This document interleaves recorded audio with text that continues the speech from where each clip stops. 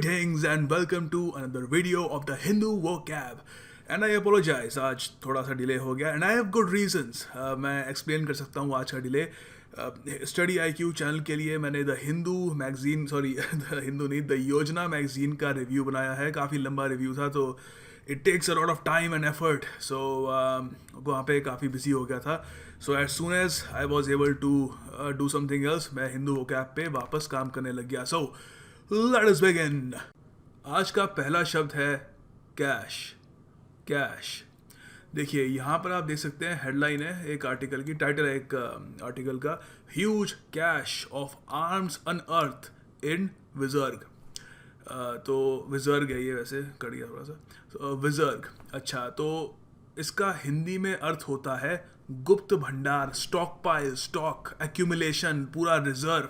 और खासकर कोई ऑर्डनरी रिजर्व नहीं, एक ऐसा रिजर्व जो इनएक्सेसिबल जगह पे छुपा हो. It must be hiding there. आप किसी भी रिजर्व को आप कैश नहीं कह सकते. तो सेंटेंस में आप इसको यूज़ कर सकते हैं कि while digging in the backyard the child discovered a cash of antique silver coins. एक बच्चा था बैकयार्ड में, ऐसे ही जो बच्चे खोदते रहते हैं, बच्चे ही करते हैं. सो उसको अचानक से एंटीक सिल्वर कॉइन्स मिल गए वहाँ पे, एक cash of antique silver coins. और ये तो हो गया नाउन की तरह आप कैसे इसको यूज़ करोगे. इंटरेस्टिंगली इसको वर्ब की तरह भी यूज़ कर सकते हैं आप. काफ़ी सुंदर तरीका है इसको यूज़ करने का. आप कह सकते हैं the killer decided that he must cash his weapons. Killer ने डिसाइड किया कि उसको अपने सारे के सारे वेपन्स छुपाने होंगे. एक गुप्त भंडार जो होगा उसका छुपाना होगा. तो यहाँ पर एक क्रिया की तरह, एक वर्ब की तरह उसको यूज़ किया जा रहा है. सो यहाँ पर आप देख सकते हैं टाइटल में यूज़ किया है huge cache of arms unearth. Unearth का भी मीनिंग होता है रिवील करना, मिलना. ठीक है. So this was cash. Second शब्द है प्रूडेंस. प्रूडेंस सुंदर शब्द है. इसका हिंदी में मतलब है समझदारी. इंग्लिश में ऑफ कोर्स विजडम, मगर सिर्फ विजडम नहीं, एक स्पेसिफिक टाइप की विजडम, निर्णय लेने की विजडम, निर्णय लेने की समझदारी, गुड जजमेंट. तो यहाँ पे आप कह सकते हैं सेंटेंस में कि it is not prudent to spend more than you earn. ये समझदारी नहीं होगी, एक समझदारी भरा निर्णय नहीं होगा कि आप जितना कमा रहे हैं उससे भी ज़्यादा खर्च दें, क्योंकि आज नहीं तो कल आप प्रॉब्लम में आ जाएंगे. उसके अलावा आप ये भी कह सकते हैं how can you make a prudent decision after drinking 8 beers. आप नशे में हो, आपने नशा कर लिया है, उसके बाद एक समझदारी भरा निर्णय आप कैसे ले सकते हो. सो एक ये है. और यहाँ पे उसको यूज़ किया है टाइटल में, प्रूडेंस एमिड अनसर्टेनिटी. अनसर्टेनिटी के बावजूद प्रूडेंस होना. ये देखिए एरिस्टोटल के जो वर्च्यूज़ हैं उनमें भी आता है. आगे जाकर मैं स्टडी IQ पे जब एरिस्टोटल पे फिलॉसफी की जो वीडियो बनाऊंगा उसमें भी उसका मेंशन होगा, तो वहाँ पे अलग ढंग से समझाऊंगा. एंटोनिम क्या होगा प्रूडेंस का? ऑफ कोर्स विजडम का उल्टा, गुड जजमेंट का उल्टा, stupidity.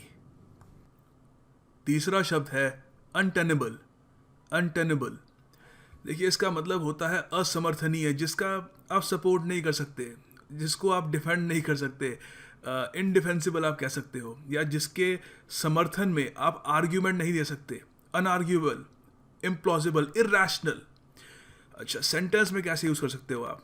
The losing debate team had an untenable argument. Debate हो रहा था दो टीम्स के बीच. जो टीम हारी उनके पास एक अनटेनेबल आर्ग्यूमेंट उनको मिल गई थी. फॉर एग्जाम्पल के रूप में समझा रहा हूँ. एक टीम को कहा कि जानवरों पे क्रूरता नहीं होनी चाहिए, दूसरों को मिल गया कि उन पे होनी चाहिए. तो जो जिनको मिला कि होनी चाहिए वो किस तरीके से डिफेंड करेंगे अपना आर्ग्यूमेंट, काफ़ी मुश्किल होगा. तो एक अनटेनेबल आर्ग्यूमेंट होगी वो. तो इसका एंटोनिम ऑफ कोर्स होगा अनटेनेबल का टेनेबल, और डिफेंसिबल, जिसको आप डिफेंड कर सकते हो, जिसके समर्थन में आप आर्ग्यूमेंट पेश कर सकते हो. And the next word is buoyed. Buoyed यहाँ पर इस संदर्भ में इसका मतलब है उत्साहित होना, चीयर अप होना, ब्राइटन अप होना.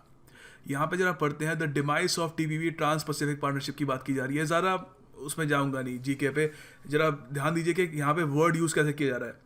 Has been characterised by the media as a boost for China's trade ambitions.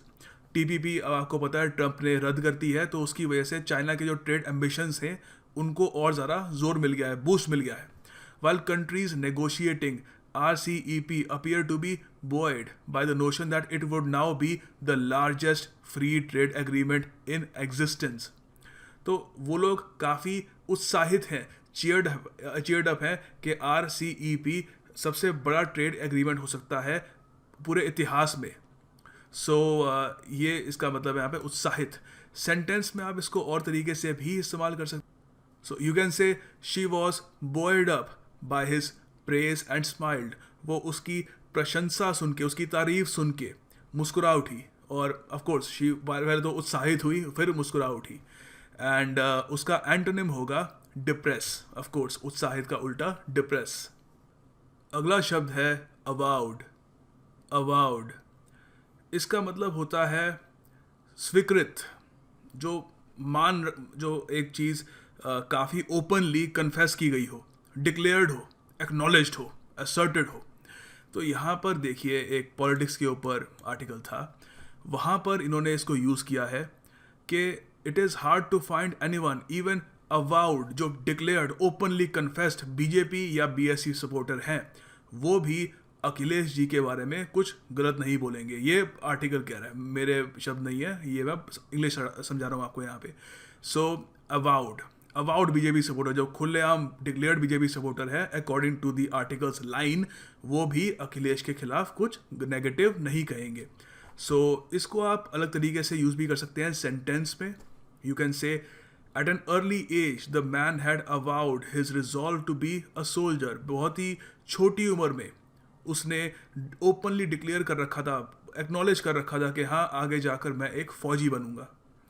और उसके अलावा आप ये भी कह सकते हैं the kittens are so adorably cute even the most avowed animal hater couldn't help but like them. जो किटन्स, बिल्ली के बच्चे किटन्स होते हैं, वो इतने क्यूट हैं कि कोई अवाउड एनिमल हेटर हो, कोई ऐसा इंसान जो बिल्कुल एनिमल्स को पसंद ना करता हो और ओपनली कहता हो कि मैं पसंद नहीं करता, वो भी उनको लाइक करेगा क्योंकि इतने क्यूट हैं. सो ये सेंटेंसेस हैं इसके अबाउट. अगला शब्द है बिलिजरेंस. बिलिजरेंस युद्धरत, हॉस्टाइल, अग्रेसिव.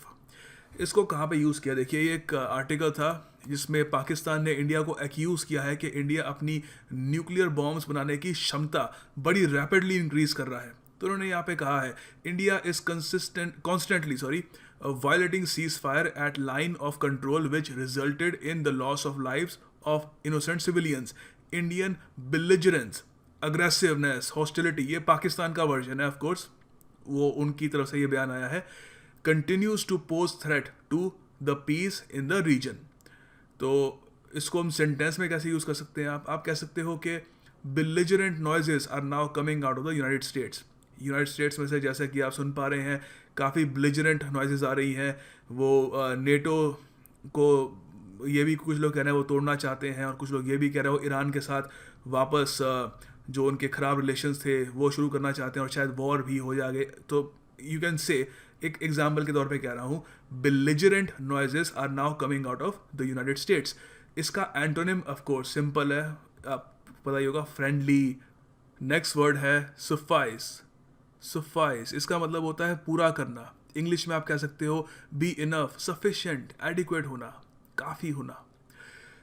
को यहाँ पर आर्टिकल में इस्तेमाल किया है कि the court found that for a man of his age, Sushil is in his late 70s and physical ailments the punishment would suffice. Court ने माना कि सुशील एक बुज़ुर्ग इंसान है, लेट 70s में है, और जिस तरीके की फ़िज़िकल तकलीफ़ें हैं उन्हें, उसके हिसाब से जो उनको पनिशमेंट दी गई है वो काफ़ी है. It would suffice. इसको आप सेंटेंसेस में अलग अलग तरीके से इस्तेमाल कर सकते हैं. You can say as long as the bank is closed the cash we have must suffice. अभी हम सब लोग डीमोनेटाइजेशन के दौर से गुजरे हैं, सो आई थिंक ये सेंटेंस हम सब ने यूज़ किया होगा. सो यहाँ पे यही है कि जब तक बैंक बंद है, जो पैसा हमारे पास है उसी से काम चलाना होगा. It must suffice. ठीक है, ये नहीं है कि it is suffice, it must suffice. इसका मतलब ऑलमोस्ट है कि काम चलाना होगा उससे. सो आप ये भी कह सकते हो candle light will have to suffice until power is restored in our neighbourhood. Candle light ही काफ़ी होनी होगी जब तक पावर आ नहीं जाती. और फाइनली आप ये भी कह सकते हो, no words will suffice to convey my grief. कोई भी शब्द काफ़ी नहीं होंगे, सफिशेंट नहीं होंगे मेरी सैडनेस, मेरे दुख को कन्वे करने के लिए। The next word is reprieve. Reprieve इसका मतलब होता है कैंसल या पोस्टपोन करना, प्राइमरीली एक पनिशमेंट, खासकर डेथ सेंटेंस। तो यहाँ पर लिखा है, एक्चुअली पाकिस्तान में जमात उद दावा के जो चीफ हैं उनके खिलाफ रिसेंटली कार्रवाई की गई है। तो उन्होंने कहा है, this is how the Jamaat ud Dawa and Saeed escaped the last time and are likely to get a reprieve this time too. इस बार भी वो डेथ सेंटेंस से बच जाएंगे। रिप्रीव का आप सेंटेंस कैसे यूज़ कर सकते हैं? आप you can say, when he realised he would not get a last minute reprieve, the death row inmate said his final goodbyes. जब उसको पता लगा कि उसको लास्ट मिनट में उसकी जो पनिशमेंट है उसको कैंसिल या पोस्टपोन नहीं किया जाएगा, उसने अपनी लास्ट टाइम सबको गुड बाय कहा। इसका उल्टा होगा, ऑफ कोर्स किसी की पनिशमेंट कैंसिल करने का उल्टा होगा उसको सीधा पनिश ही कर देना, so punish. And the last word of the day is array. Array, देखिए मैं एक्चुअली ज़्यादातर लोगों को कभी भी एक्चुअली मैंने देखा नहीं है कि लोग इसको बोलते हुए कभी यूज़ करें, कम से कम मेरे फ्रेंड सर्कल में तो नहीं करते, और लोग लिखते भी बहुत कम है, बट दे शुड। काफ़ी बढ़िया शब्द है और इसको आप काफ़ी जगह यूज़ कर सकते हैं। इसका मतलब होता है जो यूजुअली एक्सपेक्टेड कोई चीज़ आप समझ रहे हो कि ऐसा होगा, उससे अलग होना, ठीक है, या नॉट राइट या गलत होना, यहाँ पे यूज़ किया गया है अखबार में। But their plans went awry when the cab they had booked failed to turn up. जब उन्होंने जो कैब टैक्सी मंगाई थी वो आई नहीं, तभी से उनके जो प्लान्स थे वो गलत दिशा में, गलत होने शुरू हो गए, ठीक है, जो एक्सपेक्टेड कोर्स था उससे भटकने लगे। सेंटेंस में आप इसको कह सकते हो, if your initial plans go array you must simply go ahead with new plans. जब आपके जो स्टार्टिंग के प्लान्स थे वो गलत चले गए, जो आप सोच रहे थे वैसा नहीं हुआ, तो आप नए प्लान्स बनाइए। आप ये भी कह सकते हैं, when the evacuation plan, evacuation होती है जब किसी को निकालना किसी जगह से, when the evacuation plans went array, जब वो गलत हो गए, people were trapped in the burning building. लोगों को इवैक्यूएशन कराने की कोशिश की लोगों की जलती हुई बिल्डिंग में से, मगर जब वो प्लान्स अराय हो गए तो लोग फंस गए बिल्डिंग के अंदर। सो दिस इज अराय आप यूज़ कर सकते हैं। एक्चुअली मैं पसंद करूँगा कि आप अगर अराय पे ही सेंटेंस बनाएं आज, या this is the task of the day, आपको सेंटेंस बनाना है अराय पे।